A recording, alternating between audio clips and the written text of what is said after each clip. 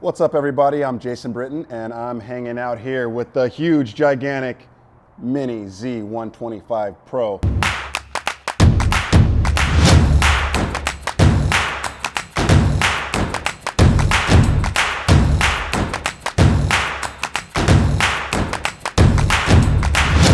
I've been ripping this bike around in stock form, and it is absolutely incredible. I've had a chance to ride some of the others, and by far, this is my favorite. I'm just gonna do a little walkthrough, show you guys around the stock bike, and let you know what Kawasaki is working with for 2018. Obviously, the KRT graphic is new for 2018, which is really cool because it mimics my ZX6 and my ZX10. So pretty stoked with the KRT graphic. And we're gonna pull some close-up shots so you can get a little bit of a better idea of what I'm talking about with the features. Really cool instrument cluster. The front end on this bike is incredible, and the motor is to be reckoned with. You can wheelie this bike in stock form, first, second, third, fourth gear, no problem, which it's not made for wheelies, but it is very good for them.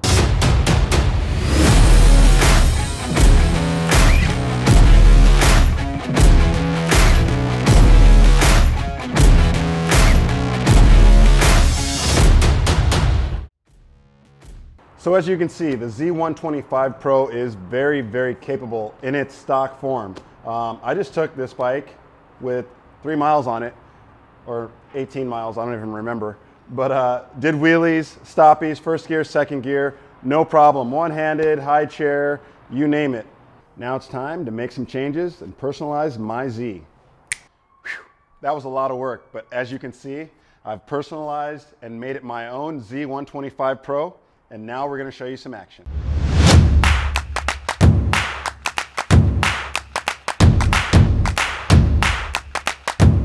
So for those of you that want to know a little bit more about the bike in depth, I've got sliders by Womet Tech, as you can see, already been put into use. Shock socks, those protect your fork legs from getting dusty and dirty and then blowing out fork seals. I must recommend that for sure. I've got a Racing Boy front fork brace, which supports the front end when you're putting a lot of load on it for like stoppies, long stoppies when you roll 300-400 foot on this little bike. Definitely a necessity. The Pro Taper handlebars, these give you a little bit more comfortable, at least for me, a little bit more comfortable riding position for what I like to do, which is stunts, wheelies, stoppies, all that good stuff. ODI grips, a lot more comfortable for me. ODI bar ends, when you do drop the bike, it hits the bar end, it scrapes the bar end up.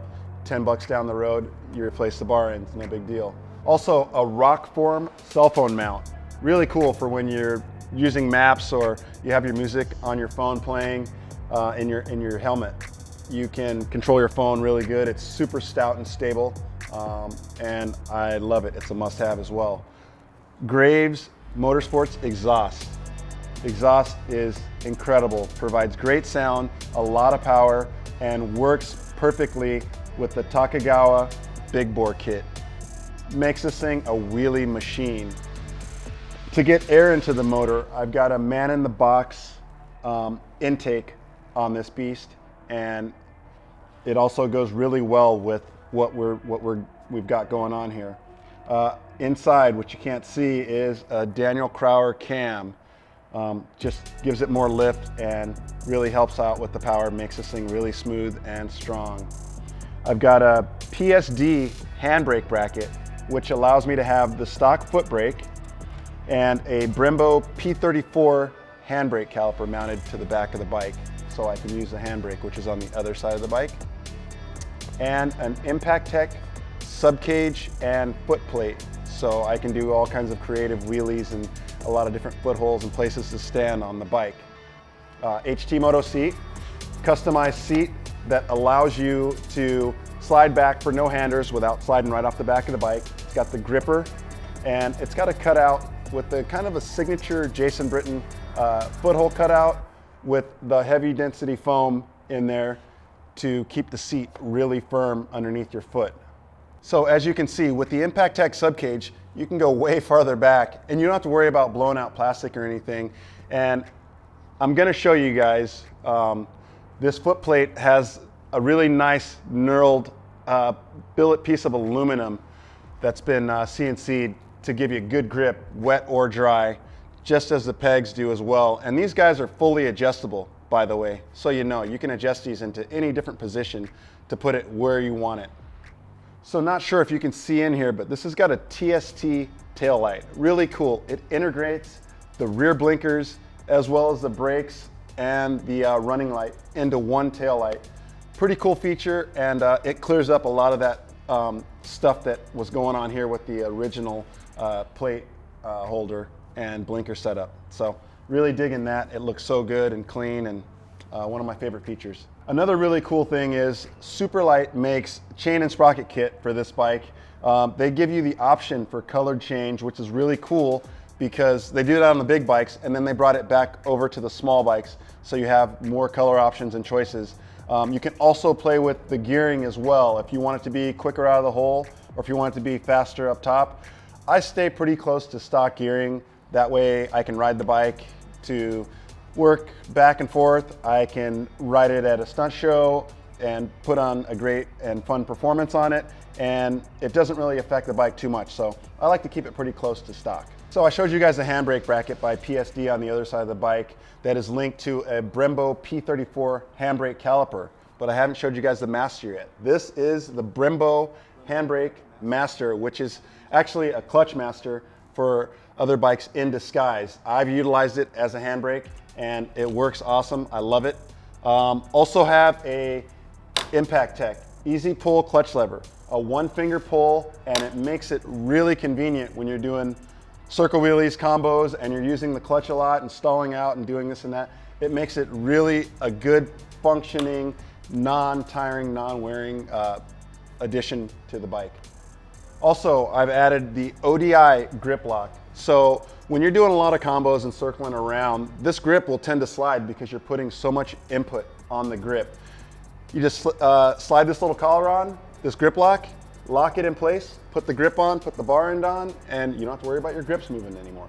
So controlling fuel on this bike, I'm gonna show you guys the way to do it. It is the Bazaz Z125 fuel injection programmer, along with, which you can't really see that great, but I'm going to show you, the ZAFM. This is an auto mapping air fuel tuner that you can do at home or at your shop if you have one that you go to. You plug it into your computer, take it for a ride for about 5 to 8 minutes, come back. If you like the looks of the map that it shows, then you can select and accept and load that map, and then your bike is ready to go. So really quick, easy, and very functional, very user-friendly as well. That's how we get enough fuel to the bike with all these upgrades that have been done. So a lot of people say, what have you done with your lighting switch? I got rid of it, that's what I did. And I've added horn, high beam, low beam, and blinker switches right there that I've integrated into the fairing. That way I can free up this part of the bar for a clutch and a handbrake master. Go ahead. So one of my favorite upgrades is lighting. I love lighting, I love visibility.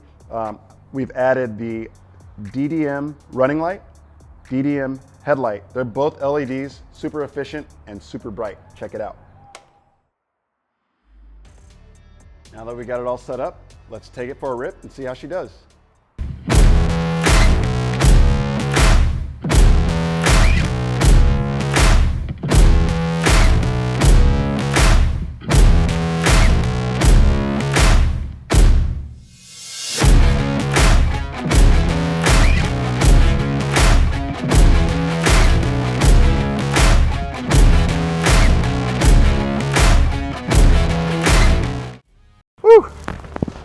What a blast. So everyone probably wants to know, where can I get these parts? You could probably go into your local Kawasaki dealer, or you can come by No Limit Motorsports, get anything on the bike here, right here at my shop, or you can go online and look up the parts that I told you guys about. Google it, look it up, and you can source it yourself. Anyway, It's more fun, and this bike is already a blast, but you can just personalize it and make it your own.